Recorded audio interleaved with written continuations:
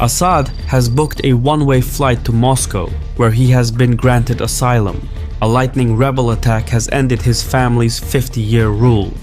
The news has sparked celebrations on the streets of Damascus, but it has also left many people unsure about what happens next. The war may have ended, but the conflict seems far from over. Syria is highly polarized, and Assad has left in his place a strategic vacuum. Whoever fills that vacuum will determine the future of Syria and the wider region. Already, rebel forces are infighting over territory, control and power.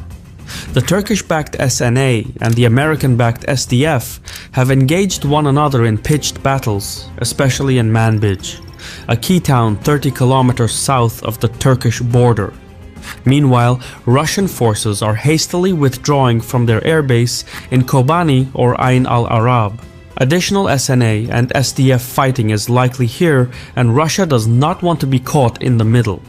Russian policymakers are also sweating over the future of Khmeimim Air Base and the Tartus Naval Facility, the two jewels in their Mediterranean crown.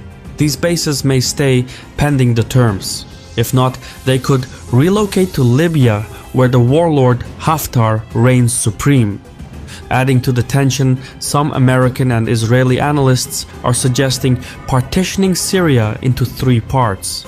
However, the Syrian rebels didn't fight Assad, Russia and Iran for 13 years just to see their country carved up. Opportunists and vultures are circling Syria's corpse. Defeating Assad may have ended the nightmare, but what comes after is a shadow yet to take form. The world's top concern now is the potential return of ISIS. The United States has scrambled its local forces to keep a lid on things. At the same time, it has bombed ISIS infrastructure to reduce its operational means. According to US Secretary of State Antony Blinken, ISIS will try to re-establish capabilities. But the Syrian rebels aren't buying it.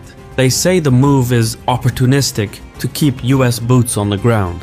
But things are hectic, with friendly fire in the mix. This week, an American MQ-9 Reaper drone was shot down by the US-backed SDF. The source reporting this is a state-run agency from Russia, so it's important to be extra cautious about these things. In this case though, the Russian source seems to be right. The images that have come out show a tail section that is identical to the American drone. However, there is no insignia, which has to do with plausible deniability and all. But the fact that a Russian source is right, while no American sources are talking about the downing of a US drone, shows just how biased media outlets can be at times. We'll come back to this later in the video, but the point is that all angles have to be taken into consideration, even if some sources disagree with what we already believe. I can't stress enough how important this is, which is why I asked Ground News to sponsor this video. I use their app and website because honestly, they have the best tools to do so. Like their blind spot page that surfaces these kinds of interesting stories that go under the radar of other outlets. Go to ground.news/Caspian or scan the QR code on the screen to learn more. Subscribing through this link gets you 50% off the Vantage plan this month, either for yourself or to send as a gift to someone you know. Also, by subscribing, you're directly supporting my channel. Thank you, Ground News. The link is below. This is what Syria looks like right now, the situation on the ground. But take this map with a grain of salt. The central and eastern part of the country is a desert. Cities and towns are few here, and there are almost no strategic places to anchor, so control over this area is unclear at best and shifting at worst. Still, this is the best representation of the current situation, and it sums up the geopolitics in one snapshot. Hayat Tahrir al-Sham, or HTS, controls the bulk of Syria's population. They represent the Islamist element of the opposition. It is headed by Abu Muhammad al-Julani, who used to be part of Al-Qaeda but has since had a PR makeover to look like the Syrian Zelensky. HTS is responsible for most of the gains against Assad and now controls major cities such as Aleppo, Idlib, Hama, and Homs. They also control Syria's entire coastline, including the port cities of Latakia and Tartus. However, factionalism runs deep in HTS. For instance, the southern half of the country is run by two subdivisions, the Syrian Free Army and the Southern Operations Room. Technically, these two are allied with HTS, but with certain preconditions. The Syrian Free Army, or SFA for short, is an American-backed unit that initially operated out of the Al-Tanf military base by the Iraqi and Jordanian border. As HTS advanced on Assad, the SFA broke out of its exclave and raced across the desert to seize the historical site at Palmyra. They eventually made their way to Damascus, where they now control the northern part of the capital. The other half of Damascus is controlled by the Southern Operations Room, SOR for short. This one is a merger of Sunni Syrians and the Druze minority. The territory they control also borders Israel, and in fact, SOR was brought to life as a buffer. The idea is that with the Druze minority in charge of the border, interaction with Israel would proceed as non-violently as possible. Collectively, SOR and SFA are part of HTS's war effort. But even considering those two subdivisions, HTS isn't strong enough to control the country single-handedly. Complicating matters is Syria's ethnic tapestry. This map shows what that looks like. Alawites dominate the coastal region, Druze communities make up the majority in the south, and Kurds populate the northern parts. Spread interchangeably across are Christians, Ismailis, Turkmens, and others. Sunnis are the clear majority, but how all these groups will coexist is unclear. Syria is highly polarized, and without consensus, the factions that overthrew Assad could just as easily splinter and fight among themselves. A secular state would work, but secularism is viewed differently in the Middle East. It means something else than in the West. Half a century of secular rule in Syria has left the term synonymous with tyranny. And so the way the locals see it, if tyranny equals secularism, then freedom must equal Islamism. This then explains why so many Sunni Arabs turn to Islamist ideas. With HTS in power, its leadership wants a government form that would allow for Sharia law. What that means, nobody knows. Even HTS is unsure. So reaching some kind of power-sharing arrangement will take time. Even so, HTS has two other contenders to deal with, the SNA and the SDF. The SNA, which stands for Syrian National Army, controls a sliver of territory by the Turkish border. They hold perhaps the smallest segment of Syria, both in territory and population. On the other hand, the SNA is backed by Turkey and has access to sophisticated weaponry that can tilt any battle. Meanwhile, tucked in the northeast is the SDF, or the Syrian Democratic Forces. They are backed by the United States, but also partially by Russia.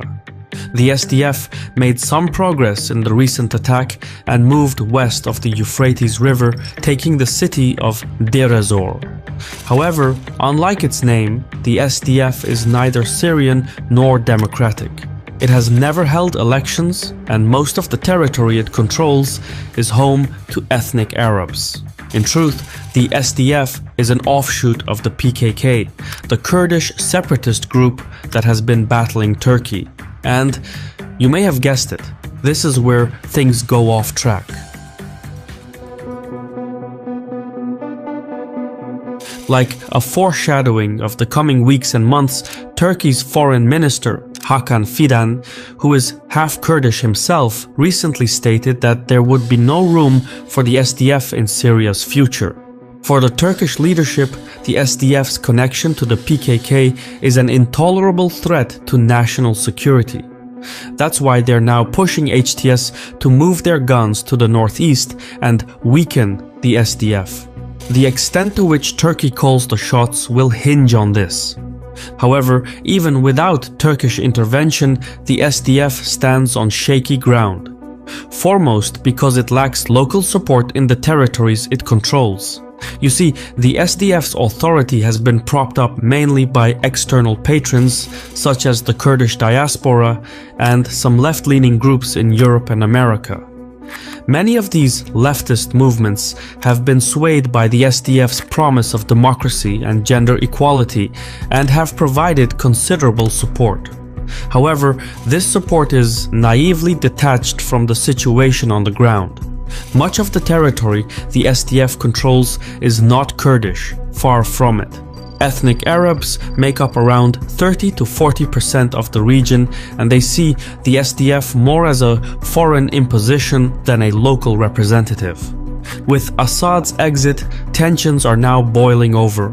Arab protesters have taken down PKK billboards, while SDF soldiers have opened fire at civilians and imposed curfews.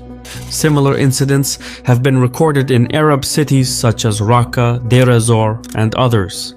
The locals want to drive out the SDF from their cities, if they haven't already. With HTS looking to consolidate Syria's territorial integrity, the SDF may not survive the coming months. Related to this is Trump's return to the White House in January. Trump is likely to seek the exit of US troops from Syria. He tried to do that during his first term, but the political establishment lobbied against him. This time, Trump could just push on through. On Saturday, he wrote a post on Twitter saying that the United States should have nothing to do with Syria and that it was not America's fight. Frankly, Trump is right. The Middle East has always been this reckless, and it won't do any good to jump in the middle of a knife fight. America's resources are stretched thin and are needed elsewhere. That said, without American support, a new armed conflict is probable. This one would see the SNA and the SDF battling it out, with HTS possibly joining the SNA's side, while Turkey would provide intelligence, logistical, and air support.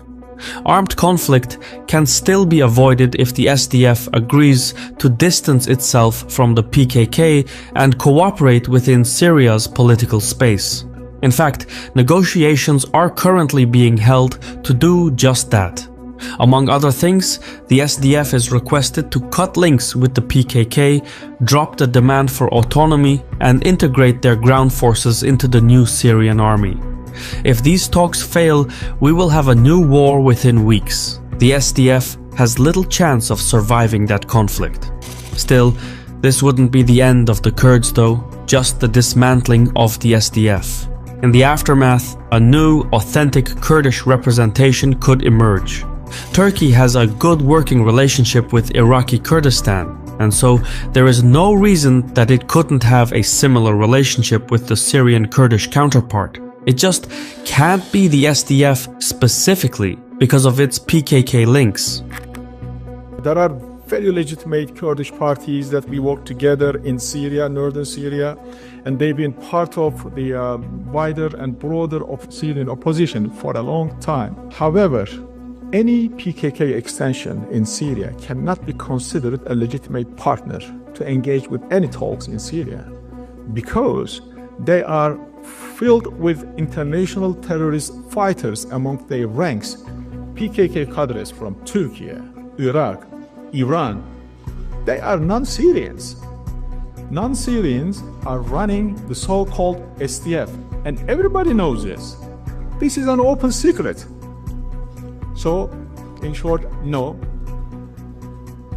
unless they change themselves.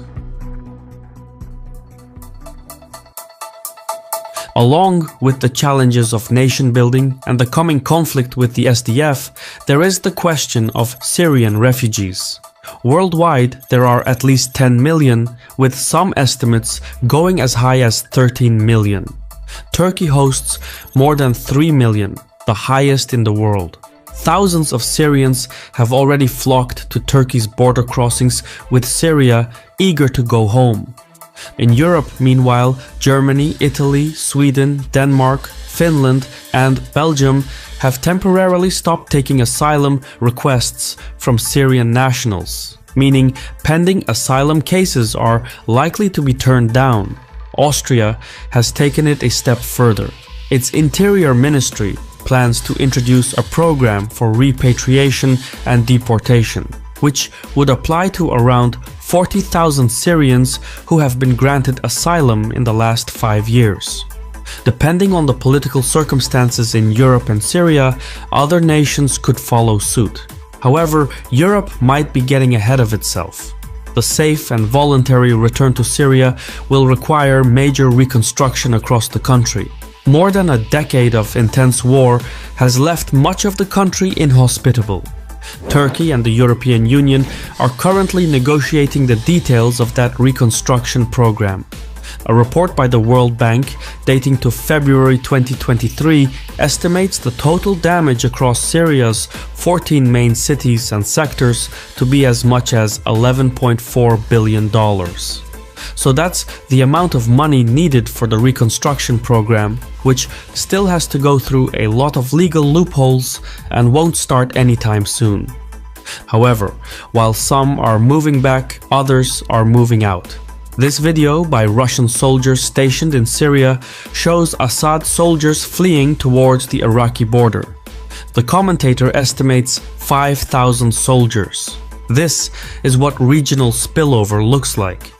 These defecting Assad soldiers could pose a problem down the line, similar to the rise of ISIS, which was in fact largely shaped by former Iraqi officers and generals imprisoned after Saddam Hussein's death. Here's another video showing piles of uniforms, weapons, and ammunition near the border with Iraq. These Assad loyalists, now wearing civilian clothes, could come back to haunt Syria in the future. They have the expertise and connections to recruit, train, and form new militant groups to infiltrate Syria. ISIS set the precedent. It showed that people from a fallen government can come together, grow in power, and undo regional stability. For a lack of words, this is a future ISIS in the making. Sure, the threat will not materialize in years from now, but it's a threat nonetheless. Revolutions, after all, live in dreams, but wake in decades. I've been your host Shirvan from Caspian Report. If you approve of what we do, please leave a comment, hit the like button, and mayhaps share the video. In any case, thank you for your time, and sağ ol.